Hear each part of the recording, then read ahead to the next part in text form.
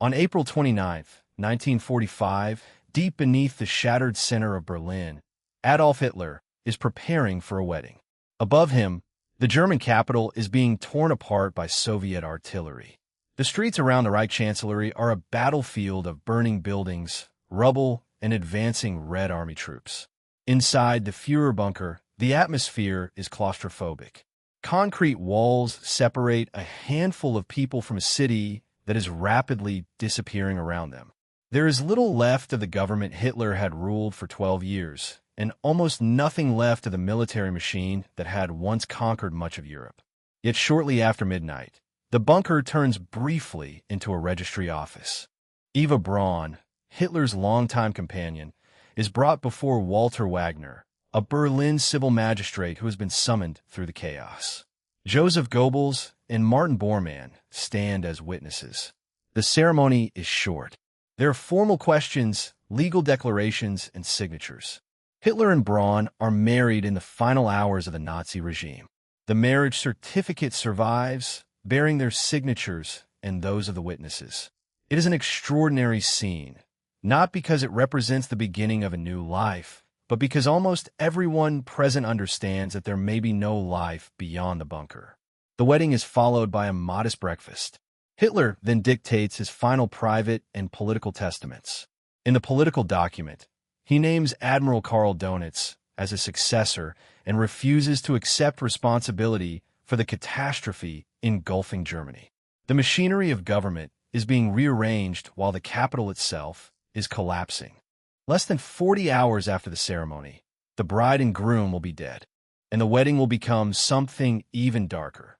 The prelude to a final wake held underground, followed by an improvised cremation in the ruined garden above.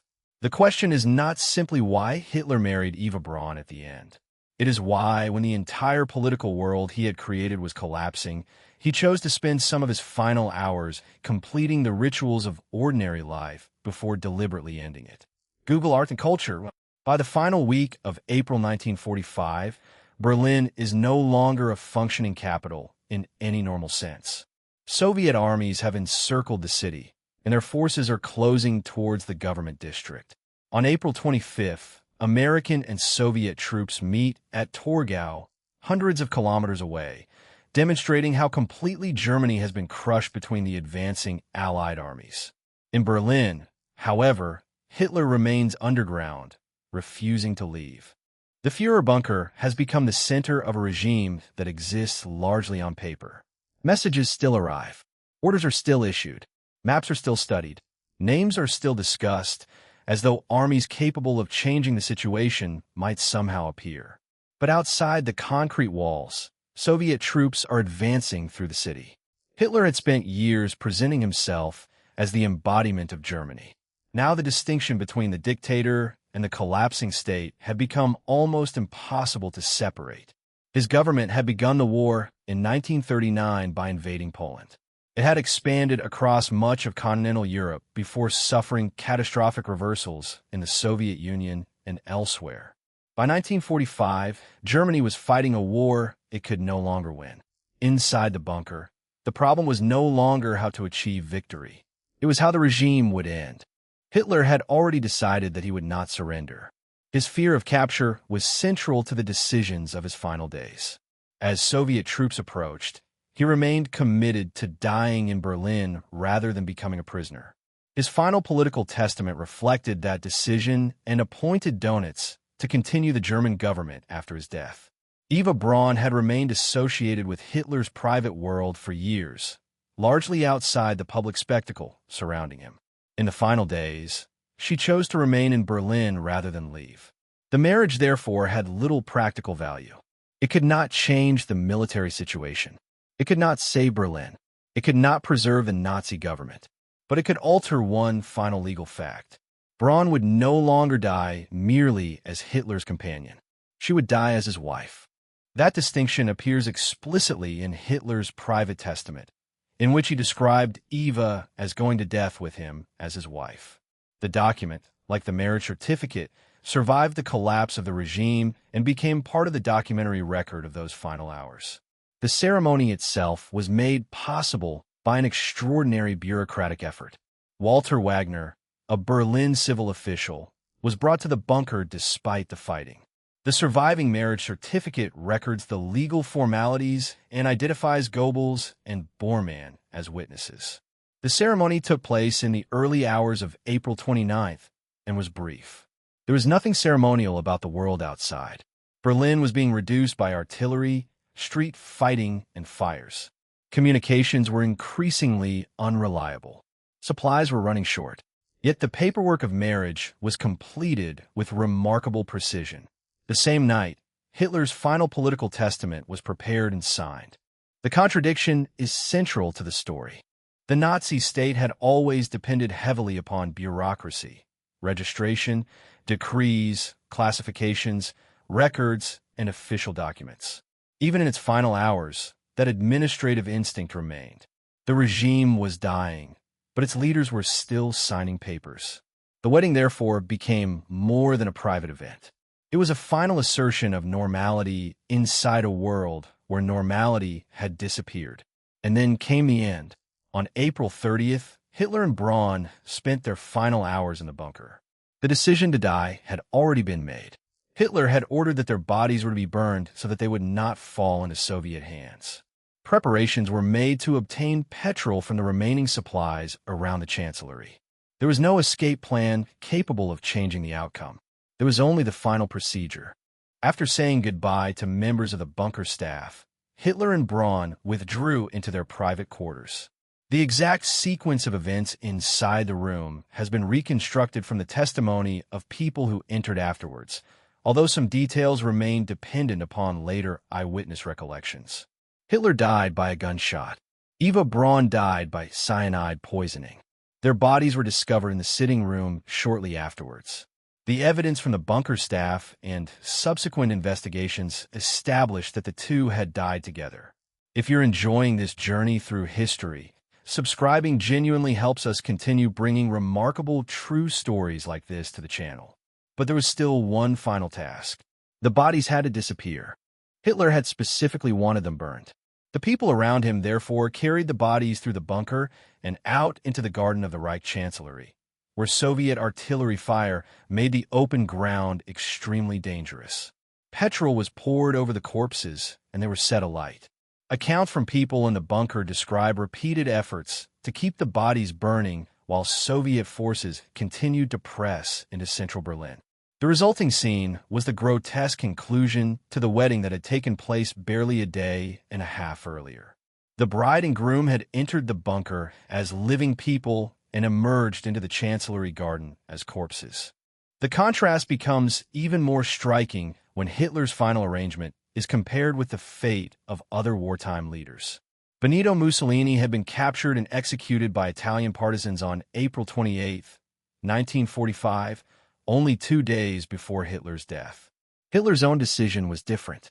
Rather than allowing himself to be captured, tried, or publicly displayed, he chose suicide and ordered the destruction of his body. The distinction mattered to Hitler, but it did not alter the strategic reality. Mussolini could no longer control events in Italy. Hitler could no longer control events in Germany. Neither death could reverse military defeat. The bunker itself also demonstrates the difference between protection and power. Its thick concrete construction could shield occupants from some of the effects of bombing, but it could not restore Germany's armies, reopen its supply routes, or stop the Soviet advance. The bunker was a shelter, not a command of the battlefield. And the final ceremony could not change that either. The wedding had no military significance. The marriage did not alter the succession arrangements already being prepared. Its importance was personal and symbolic, preserved largely because the documentary evidence survived. What followed was equally revealing. Hitler's death did not immediately end the war. Goebbels, whom Hitler had named as Reich Chancellor, remained in Berlin and refused surrender. On May 1st, Goebbels and his wife Magda killed their 6 children and then committed suicide. The Nazi regime finally collapsed days later. Hitler's death was therefore neither the final military act nor the moment when fighting instantly ceased. It was one event within the final collapse of Nazi Germany. Within days, Berlin fell to Soviet forces. German armed forces surrendered unconditionally in the West on May 7th and in the East on May 9th. Victory in Europe was proclaimed on May 8th. The immediate impact of Hitler's suicide was political. His designated successor, Dönitz, attempted to manage the remaining German government and negotiate the final surrender. But there was no realistic path back to military resistance on the scale envisioned by Hitler's last testament. The longer historical significance lies elsewhere. The wedding and the subsequent deaths provide an unusually concentrated view of the final Nazi leadership. A regime still performing legal rituals while its capital burned, still producing documents while its armies collapsed, still attempting to control its historical legacy even as events had passed beyond its control. The physical evidence also became important. The burned remains discovered by Soviet investigators were badly damaged, and the circumstances generated rumors that Hitler had escaped. But dental evidence became central to establishing the identity of the remains. Soviet investigators examined the dental work, and former members of Hitler's dental staff helped identify the distinctive features. Subsequent historical research has confirmed the conclusion that Hitler died in the bunker on April 30th, 1945. The rumors survived because the cremation had destroyed much of the ordinary visual evidence people expected after the death of a dictator. There was no intact body displayed before cameras. There was no public funeral. There was no state ceremony. There was only a burned corpse in a bomb-damaged garden, and a collection of documents left behind by a government that was disappearing almost as quickly as its leader. That is why the scene beneath the Reich Chancellery remains so disturbing. The wedding began shortly after midnight on April 29, 1945. A civil magistrate traveled through a collapsing city. Hitler and Eva Braun answered the formal questions. They signed their names. Goebbels and Bormann signed as witnesses. For a few minutes, the bunker contained something that resembled ordinary civilian life. But ordinary life was precisely what had vanished. Outside, Berlin was being conquered. Inside, Hitler was writing the documents that would define the final transfer of power. The wedding breakfast was followed by political testament. The marriage was followed by death. And the death was followed by a hurried attempt to destroy the bodies. The word wake can suggest mourning, reflection, and farewell. There was little of that here. The people surrounding Hitler were not gathered for a conventional funeral. They were executing his final instructions while attempting to survive the collapse around them. The body of the dictator who had demanded absolute loyalty from Germany was reduced to something his remaining followers desperately tried to burn before Soviet troops could reach it. The macabre quality of the episode lies not in any single detail, but in the sequence itself. A wedding, a testament, a suicide, a cremation, a collapsing state, and beyond the bunker walls, the war continued. History now allows us to see what those inside the bunker could not fully control. Hitler's marriage to Eva Braun did not create a final chapter of the Third Reich. It marked the last private ritual of a dictatorship that had already lost the war. His suicide did not save Germany from occupation or destruction. The burning of his body did not erase the evidence of his crimes, and the documents he left behind could not control how the future would remember him. The marriage certificate remains because paper survived where people did not. The bunker remains in the historical record because eyewitness testimony, captured documents, and forensic evidence reconstructed what happened inside it. The final scene was hidden from the German public, but it could not remain hidden from history. On the morning of April 29th, Hitler was still capable of signing his name as a bridegroom. On the afternoon of April 30th, he was dead, and by the following week, the Germany he had claimed to embody had surrendered. That is the real meaning of the macabre wedding beneath Berlin. It was not a triumph, and it was not a final act of military resistance. It was the last attempt of a defeated dictator to impose order upon his own ending, to marry the woman who had chosen to remain with him, to dictate the documents that would outlive him, to refuse capture, and finally to ensure that his body would not become a trophy of the victorious enemy. The ceremony lasted minutes. The marriage lasted little more than a day. The regime lasted a few days longer. But the consequences of everything that had led them into that bunker would endure for generations. Behind the closed doors of the Führerbunker, Hitler's final wedding was presented as a private act. History remembers it differently, as the quiet, disturbing prelude to the death of a dictator and the unmistakable end of the world he had tried to build.